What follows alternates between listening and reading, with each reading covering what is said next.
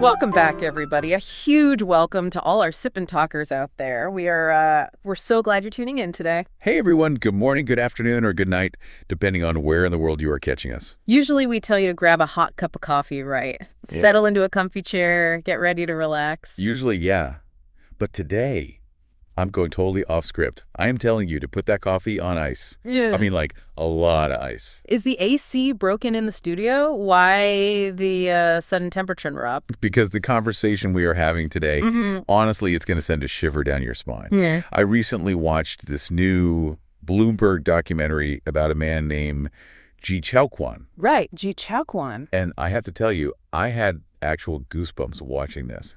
Because on paper, this guy is the absolute American dream. He's a top student from Beihang University in Beijing, comes to Chicago, gets his master's in electrical engineering, and he even enlists in the U.S. Army Reserves. Which sounds like a total success story, the kind of thing you'd put in a university brochure. It really does.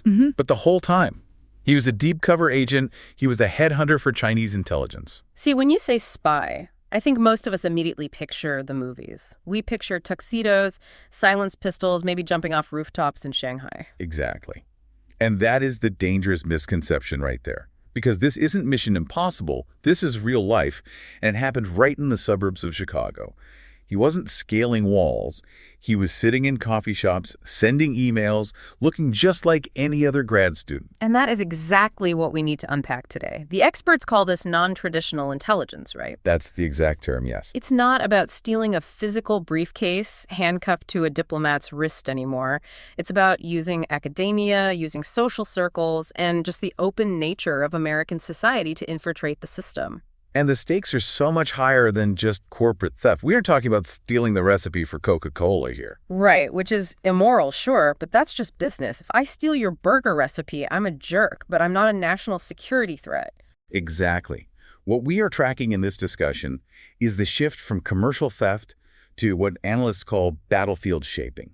We're talking about stealing the technology for precision airstrikes, for jamming U.S. navigation systems, or for paralyzing power grids. So the thesis today is really that this isn't just about money, it's about war prep. It is. We're going to walk you through the incredible and frankly bizarre story of Ji-Chao-Kwan to understand the human side of this. But then we need to zoom out. We need to look at the machinery behind him and talk about why the FBI says they are opening a new counterintelligence case related to China every single 12 hours. Every 12 hours. That is a staggering stat. That's 2 cases a day, every day. But before we get to the heavy geopolitical stuff, let's start with the man himself. Yeah. Because looking at his story, he does not fit the profile of a mastermind villain at all. He really doesn't. If you look at the footage from the documentary or even his social media from that time, he was goofy. Goofy is a very nice way to put it. He was. He was skinny, a bit awkward, wore these big glasses, but he was a massive extrovert. He would talk to absolutely anyone. He wasn't hiding in the shadows at all. He was out there living his best life in Chicago. There's one detail in his background that I just couldn't get over. It humanizes him so much that it almost makes the betrayal feel worse. He actually joined the LDS Church, the Mormon Church, while he was studying in the U.S. He didn't just join, he got baptized. He was going to services every single week. And he picked up this slang from his American friends. He learned the phrase Gucci. Gucci, like the luxury brand. Yeah, but used as slang. Like, I'm good or I'm cool. So his church friends would ask, hey, how are classes going? And he'd just flash his big goofy grin and say, I'm Gucci. I'm Gucci. It honestly sounds like a sitcom character. It does. But while he was being Gucci with his friends, he was secretly working for the Jiangsu Province Ministry of State Security, the MSS. So how does a goofy engineering student get mixed up with one of the most powerful intelligence agencies in the world? Did they kidnap him? Blackmail him? No, and that's the scary part. They just threw a party for him. It happened back in China, before he even moved to the U.S. He was at a job fair at his university. And we should pause on that university for a second. Beihang University. To an American ear, that just sounds like another school. Right. But in China, Beihang is one of the 7 sons of national defense. 7 sons of national defense? That sounds like a sci-fi organization. It's very real. These are 7 universities that are specifically funneling talent and research directly into the Chinese military and defense industry. If you are a top student there, You aren't just a student, you are a potential asset. So he's at this job fair at a defense-linked school, and he sees a booth. He sees a booth for a confidential unit. It was disguised as a professor recruiting for research. But the professor was actually an MSS officer. And they saw this kid coming a mile away. What was the pitch? Come be a spy, it's dangerous. The opposite. It was pure flattery. They wined him, dined him, took him to these expensive hot pot dinners. They played on his patriotism a bit, sure, but they mostly played on his ego. They made him feel special, like he was going to be James Bond. Which is ironic because, as we established, he's about as far from James Bond as you can get. Completely. And he was so excited about being a spy that he broke the #1 rule of spycraft immediately. What did he do? He texted a friend. He literally sent photos of his secret MSS registration form and stacks of cash to a buddy of his. No way. Yes way. He basically texted, "Look at me, I'm a spy now." That is, I mean, it's almost comedic. If the consequences weren't so serious, you'd think this was a parody. It's like posting your bank robbery plans on Instagram. It really shows how amateur the operation can look on the surface. But once he got to the U.S., the mission was very real. His handler gave him a highly specific task. He wasn't there to steal blueprints himself yet. He was a spotter. Okay, let's unpack that. A spotter. Think of him as a headhunter. His job was to identify other people who had access to the secrets. He was tasked with buying background checks on 8 or 9 specific scientists and engineers. But wait, buying a background check? I can do that online for $20 right now. That's not illegal. Why is that espionage? The act of buying it isn't the crime. It's who he was targeting and why. These weren't random people. They were mostly naturalized U.S. citizens born in Taiwan or China, working for major defense contractors like Raytheon. Ah, I see. So he's building a target list. Exactly. He buys the reports which show financial history, family connections, addresses, and sends that data back to the MSS. They use that to figure out who is vulnerable, who has gambling debt, who has family back in China they can squeeze. That is incredibly dark. So he's basically serving up his fellow engineers on a platter. And he treated it like homework. When he emailed the files to his handler, the subject line was literally midterm exams. Midterm exams. He really couldn't shake the student mindset. But he wasn't satisfied with just being a spotter. He wanted to be the main character. He wanted to get inside the machine himself. And this is where the story takes a really bold, dangerous turn. He joined the MAVNI program. MAVNI. That's military accessions vital to the national interest. Right. It's a program which has since been shut down that allowed non-citizens with special skills, like speaking fluent Mandarin, to join the U.S. military and fast-track their citizenship. So his plan was join the U.S. Army, get citizenship, get a security clearance, and then he has the keys to the kingdom. He was forwarding his life years into the future. He wasn't just thinking about the next paycheck. He was planning to become a high-level mole inside the U.S. defense apparatus. It's terrifyingly ambitious. If he had succeeded, he could have been feeding intel for decades. But he didn't make it. The FBI was already watching.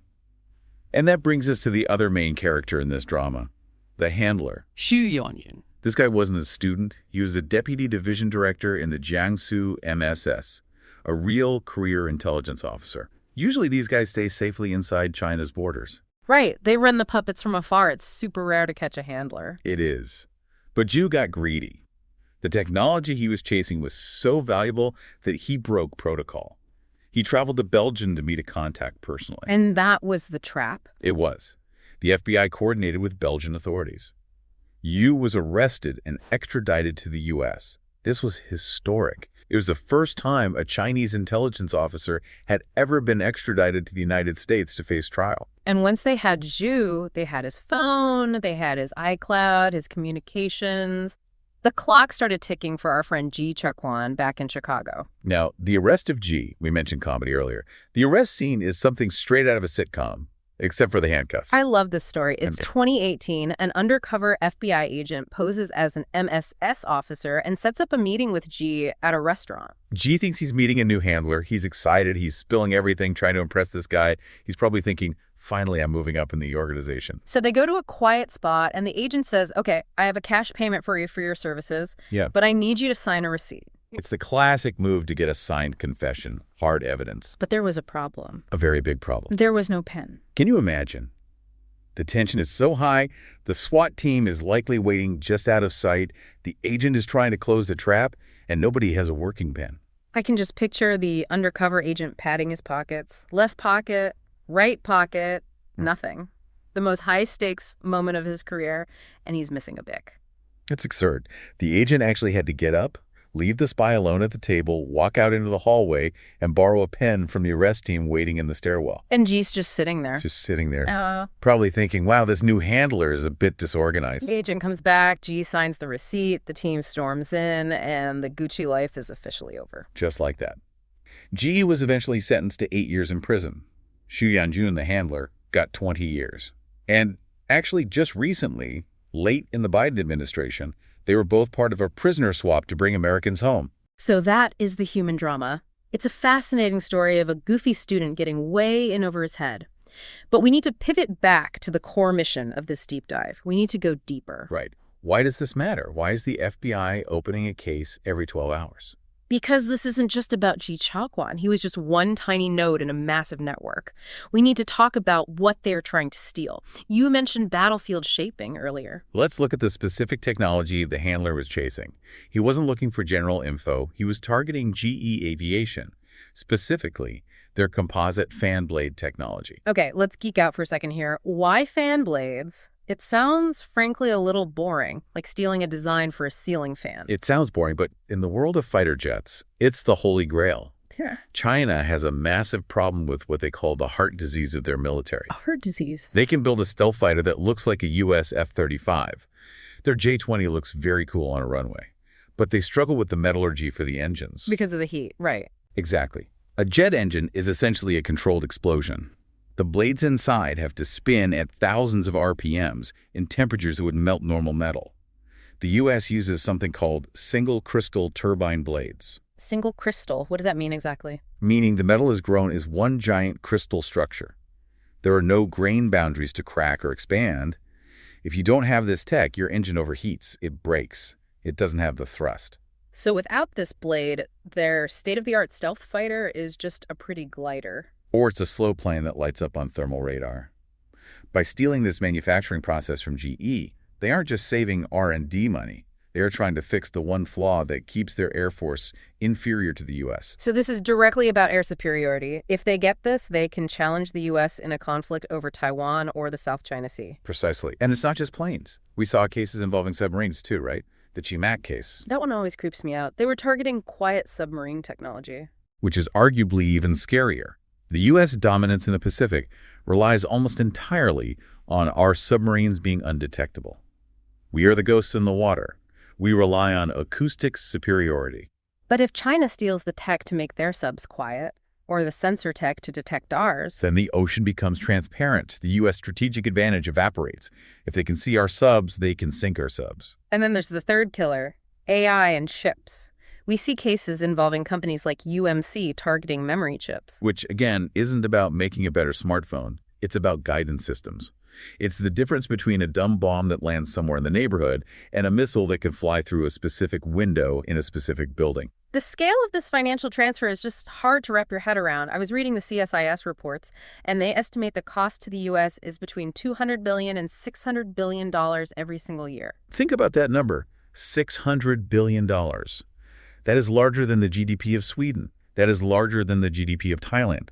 Every year, that amount of wealth and innovation is just vanishing from the U.S. economy. It's the greatest transfer of wealth in human history. But the military impact is the real kicker. Experts estimate that Chinese military R&D cycles are shortened by 15 to 30% because of this theft. They're just skipping the homework. They are letting the U.S. taxpayer fund the research, letting U.S. scientists do the failures and the hard work, and then they just take the answer key. Well, it's like running a marathon, but your opponent gets to ride a bike for the first 20 miles. So we have the intent, war prep, we have the scale, billions of dollars. But the question I keep coming back to is, why is it so hard to stop? Why can't we just plug the leaks? Because the leak isn't a bug, it's a feature of the Chinese system. We have to talk about civil-military fusion, or MCF. This is a crucial concept for our Sip&Talkers to understand. In the West, we have lines. Apple is a private company.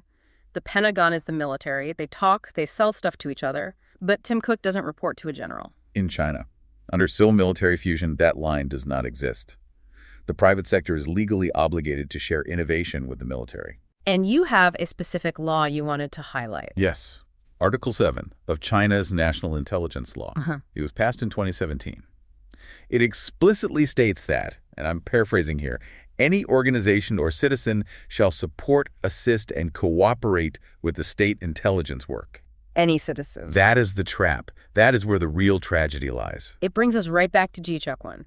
It's easy to look at him and say, bad guy, traitor. But when you look at that law, you realize these students are in a massive double bind. Imagine you are a bright Chinese student. You worked your whole life to get into a U.S. university. You just want to learn engineering. You want to build bridges or robots. But then the MSS knocks on your door. Or worse, they knock on your parents' door back in Jiangsu. If you say no to them, you are breaking Chinese law. Your family could be harassed. You might never be able to go home. But if you say yes, you are breaking U.S. law. You risk becoming a felon, spending a decade in prison like G did. It's a structural dilemma. You're squeezed between two superpowers. It really is. I've heard it described as digital colonialism. The state is harvesting the crop from someone else's farm, the U.S. university system, to build bullets. And the students, they are just the harvesters. They are tools. G was forwarding his life, like we said earlier. He wanted to be a U.S. officer. He probably told himself, I'll just do this one thing for the MSS, get them off my back, and then I'll be free. But you're never free. He didn't realize he was a pawn until the handcuffs were on. It is a structural tragedy. Obviously, the U.S. has to defend itself. That's why the MAVNI program went canceled. That's why visa screenings are so strict now. Which is sad, because the U.S. needs talent. Innovation thrives on openness. But when a foreign state weaponizes its own students, everyone loses. The students lose their future, and the world loses trust. The invisible war casts a huge shadow, and unfortunately, innocent students who just want an education are the ones standing in that shadow. We have to remember that behind these spy thrillers are real people. And that brings us to a final thought for you to chew on today. When we look at this case, we have to realize something. When a state apparatus is powerful enough to use any citizen as a tool, regardless of their will. That power isn't a strength, it's a shackle. Well said. And hey, we share these facts on Sip and Talk, not to fearmonger, but because you need to know the reality of the global playing field. Absolutely. Critical thinking is the best defense. So keep your eyes open and maybe keep that coffee iced. I think I need something stronger than coffee after this one. Maybe a stiff drink. Fair enough. Thank you so much to all our Sip and Talkers for listening today. We hope this gave you a lot to think about. And please, if you enjoyed this discussion, make sure to subscribe to the Sip and Talk podcast. We appreciate every single one of you. And before we go, we have to give a shout out to our old friend, Mickey. Yes. You gotta check out his YouTube channel, Mickey to Life. He has a brand new travel vlog up. And honestly, watching Mickey get lost in a new city is much more relaxing than international espionage. It is the perfect palate cleanser. Go give him some love. All right, everyone. Stay safe. Stay curious. See you in the next episode. Hey, wait, don't leave the feed just yet. Yeah, We back. have a special supplementary deep dive today, an overtime session, basically. Because a fresh stack of intelligence literally just landed on our desk. Exactly. And honestly, I read through it in some of these details. Yeah. A Hollywood writer couldn't even make this stuff up. It is wild, truly. We always talk about AI being this, this futuristic weapon, but who would have thought the recoil of that weapon would end up making the operatives using it look completely ridiculous in public? Right. It's a massive cell phone. So the mission today is to unpack this. We're looking at a recent threat report that basically acts like a security camera catching a neighbor breaking into your house. That's a great way to put it. But here's the kicker. They didn't get caught because the camera was hidden in the bushes. They got caught because they stood right in your living room and asked your smart home assistant to proofread their list of things to steal. Which is just a staggering operational failure. Right, so we're talking about the February 25, 2026 OpenAI report. The one titled Disrupting Malicious Uses of AI. Yes. This is already being called an epic fail in the history of cognitive warfare. And we are reporting exactly what's in these documents. We're looking at the technical postmortem of a massive network orchestrated by Chinese public security. And it gives us this rare, totally unvarnished look at how digital repression actually works now. So let's start with that accidental leak. How did this whole thing actually unravel? Well, the underlying vulnerability was just mundane, bureaucratic routine. Paperwork. Exactly. Paperwork. You have this Chinese law enforcement operative who is managing this highly sensitive transnational campaign, and they have to submit monthly progress reports to their bosses. As you do in any corporate or government job. Right. So to make the bureaucratic prose sound better and to translate directives, this operative just uploads highly classified operational summaries directly into ChatGPT. They used a foreign cloud-based AI model like a private secretary. Basically. And AI platforms monitor prompts for safety violations, so asking the model to polish documents that detail malicious cyber activities. That triggered internal flags immediately. So OpenAI's research team suddenly gets a front row seat to the entire network architecture. Yes. The digital fingerprints are completely unerasable. The logs gave them direct visibility into everything. And the scale of what they saw is it's staggering. It's industrial grade. Okay. We're not talking about a room full of people copy-pasting text anymore. Right, the old troll farm model. Gone. In just one single province, the data showed over 300 dedicated special operators. Wow, just one province. Yeah. So if you project that density nationwide, you're looking at thousands of full-time personnel. Running tens of thousands of automated accounts. Across more than 300 Western social media platforms. X, Facebook, you name it. But wait, I have a question about the tech here. All right. If they're operating at that insane volume and using Western tools like ChatGPT, shouldn't those platforms have just shut them down? I mean, ChatGPT refuses to write toxic smear campaigns. That is the most fascinating technical insight in the report.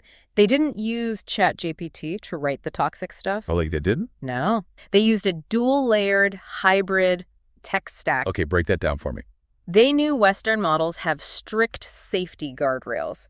So for the actual execution, churning out the high-risk propaganda, they relied on locally deployed open-source Chinese models. Like which ones? The report specifically points to Alibaba's Qwen series and DeepSeek, specifically the DeepSeek R1 model. Got it. So they keep the malicious generation in-house on their own servers. Exactly, bypassing Western cloud filters entirely. DeepSeek R1 is highly capable, so it generates culturally fluent text at basically zero marginal costs. But they still use ChatGPT for something. Right. They established a division of labor. ChatGPT was strictly the management consultant. Consult. Yeah, translating, summarizing success for the bosses, polishing the high-level strategy.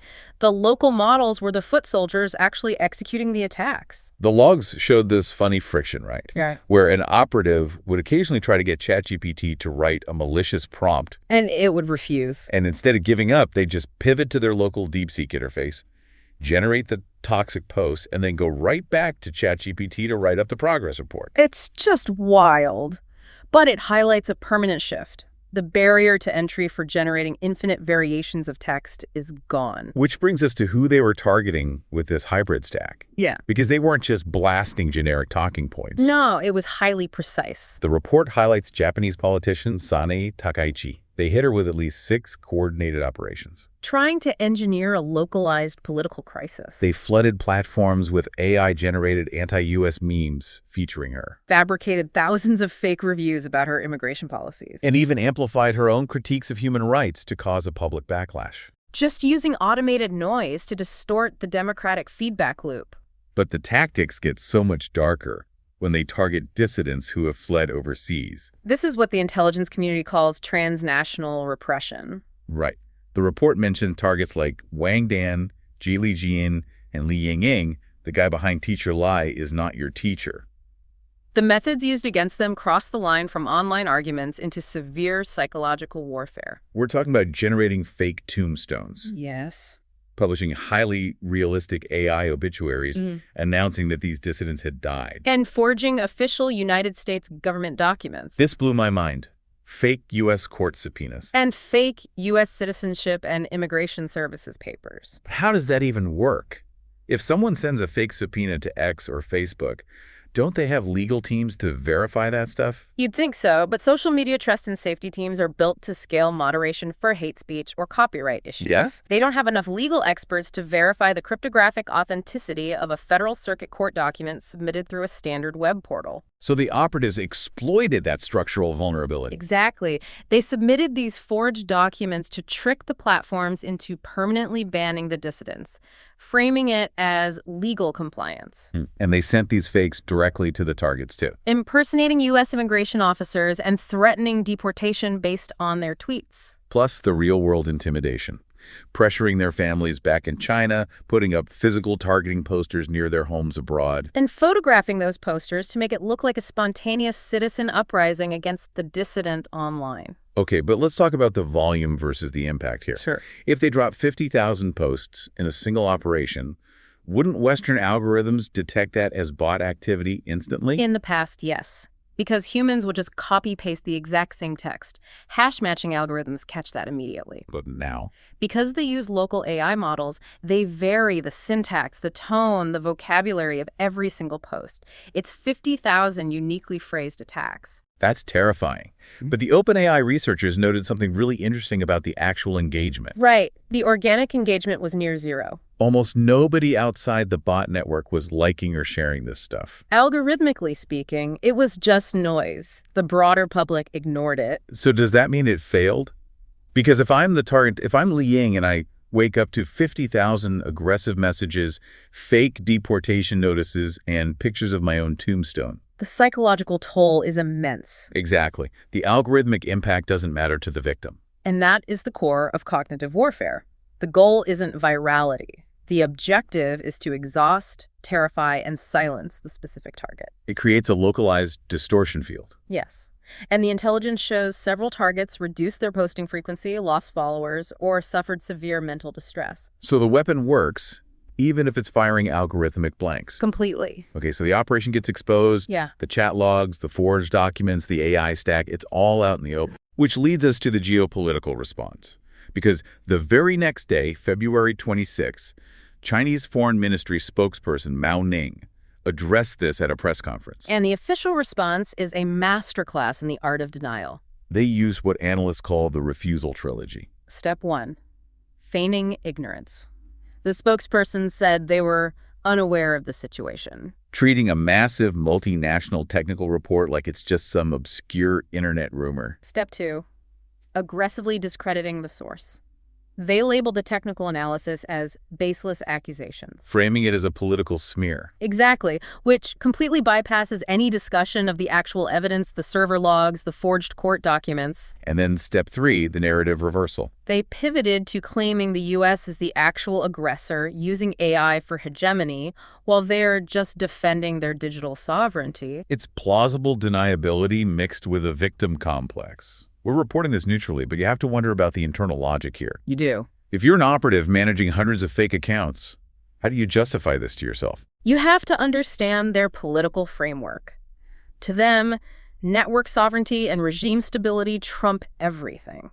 Universal free speech isn't a factor. So overseas dissidents aren't citizens expressing opinions? No, they are classified as literal security threats. Like a virus. So what we see as a malicious cyber attack, they see as a defensive offense. Precisely. They leverage the openness of democratic societies as a weapon against those societies. It's a massive structural asymmetry. They operate behind a rigid digital firewall while exploiting the lack of one in their target nations. So we've got the unerasable footprint, the localized AI arsenal, the brutal tactics, and the official denial. Which forces the global community to change its strategy. Going back to that neighbor breaking into your house, if they deny being on the security footage, you don't argue with them. You upgrade the camera's resolution. That's exactly what's happening. The world is shifting from a model of quiet persuasion to aggressive exposure. Because tech companies used to just quietly ban the accounts and move on. Right.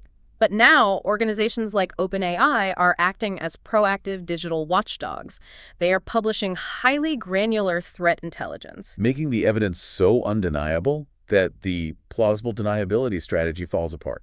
Exactly, and it goes beyond just tech companies. Right, because forging a U.S. court document crosses a very real legal line. It triggers long-arm jurisdiction. The U.S. Department of Justice and allied agencies are moving past just playing whack-a-mole with accounts. They're going after the real people. They are actively working toward real-world legal indictments against the operatives running these networks. But practically speaking, how does an indictment affect an operative sitting halfway across the world who will never face a U.S. trial? It carries severe cascading consequences. It allows for Interpol red notices. Freezing their assets globally. And most importantly, it restricts their international mobility.